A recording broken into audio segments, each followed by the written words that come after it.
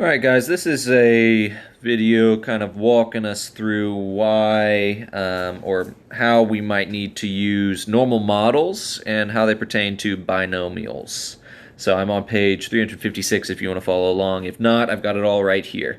Okay, so our problem is the communications monitoring company Postini has reported that 91% of email messages are spam. Recently, you installed a spam filter and you observed over the past week it okayed only 151 of 1,422 emails that you received, classifying the rest as junk. So our thought is, should we be worried that the filter is too aggressive? Well, to answer this, what we want to do is we want to find the probability that no more than 151 of the 1,422 emails is in fact a real message. So this sounds an awful lot like one of our normal model problems. Okay, so I'm actually going to draw one of those out, right? One of our normal models, and these are things that you guys might remember. Remember, this is what a normal model looks like. You're going to have your mean here, right? And we're going to go up and down a total of 3 standard deviations, right? And so our question, it's what's the probability that no more than 151 of 1,422 emails is a real message. Okay, so if we've been told that 91% of emails are spam, then we would expect 9% to be real, right? Non-spam emails. Right, and if we want to apply a normal model to this, well, let's think about it as a binomial model first, okay? So that means we need to have a probability of success and a probability of failure, right? So let's let success be, hey, the email is real. Failure, the email is spam, right? So we're going to write this as P equaling 0.09 and Q is going to be 0.91. Well, can we apply a binomial model to this? Well, that means we need to answer whether or not it's a Bernoulli trial, right? Do we only have 2 options, right? Do we only have 2 outcomes? 2 outcomes? Yes, right? There's only 2 possible outcomes. It's either spam or not. Is there a constant probability of success? All right, constant probability of success. Put a little, if you hear something growling, that would be my dog. Constant probability of success.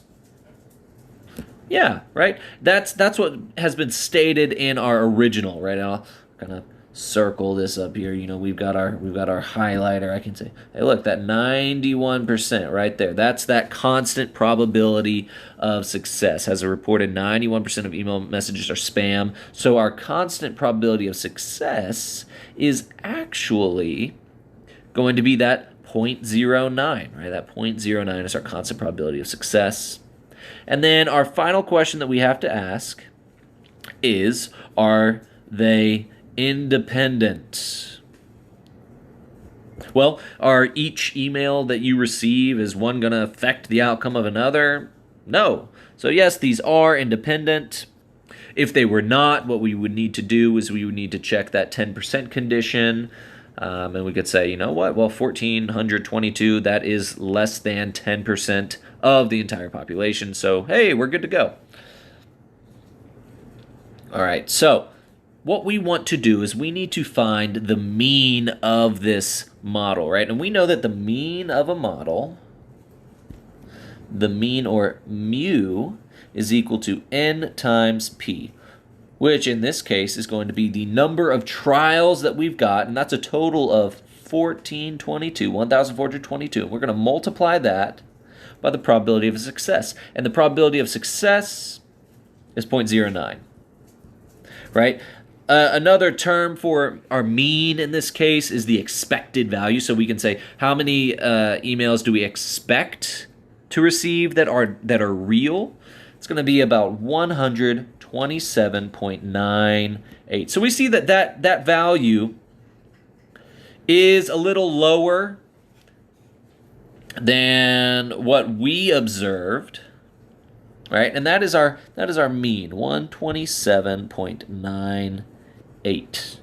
Well, not only that, we need to find our standard deviation, right? We need to find our standard deviation of this random variable. And standard deviation we know is the square root of NPQ, which is 1,422 times 0.09 times 0.91, which is 10.79. For those of you, I didn't write that out, but we just plugged in N, that's our number of emails, P, probability of success, Q, probability of failure, and then take the square root of that.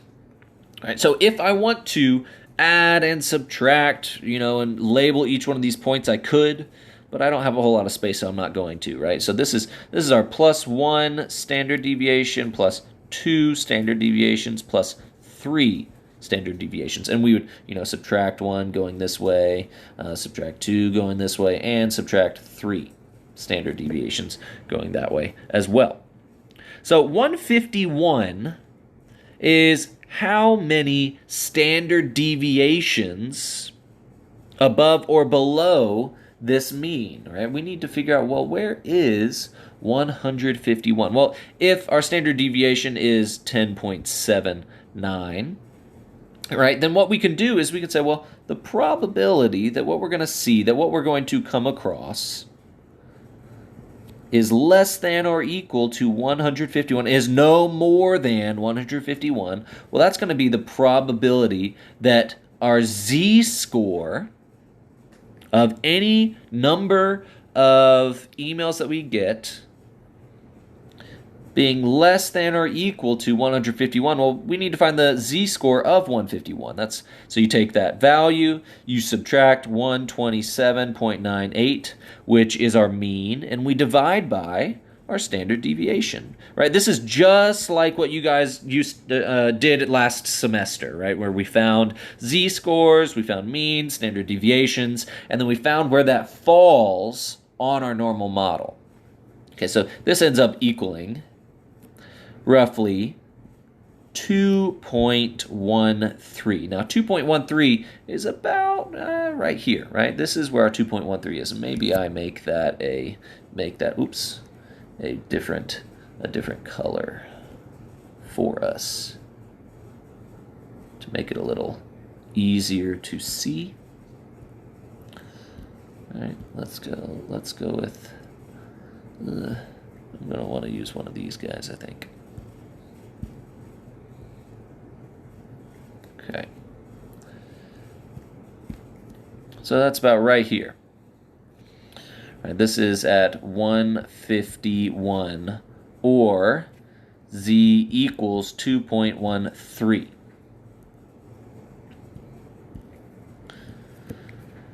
So let's scroll this down. Sorry, that color's just a little bit different. Be all right. So if I want to find the probability of things being less than, right, so that means I'm going left of this value. I can kind of shade in all of this. What's the probability that something is no more than that value? Well, I can use a normal model to do that, right? I'm going to say, what is the probability using a normal CDF? And when we use normal CDF, remember, if you guys go to second variables distribution, normal CDF, what you're going to find is that you need to input a lower bound, right? Lower bound goes first. And then you're going to plug in the upper bound. And then the mean and standard deviation.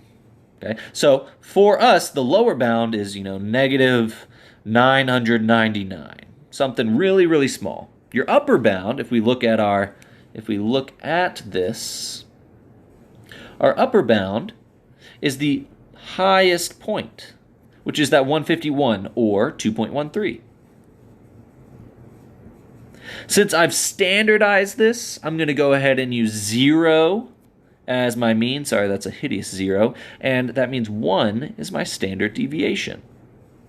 I plug that into my calculator, and what we're going to find is that we get an output of 0.9834.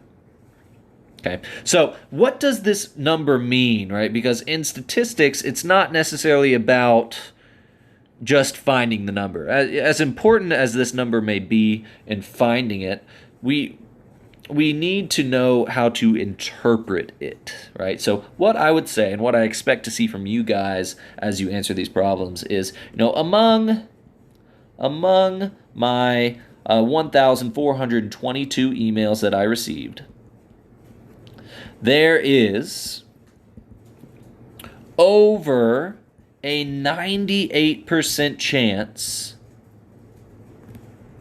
that no more than 151 of them were real. So, the filter may be working properly. Now, it's important that we say the word may here.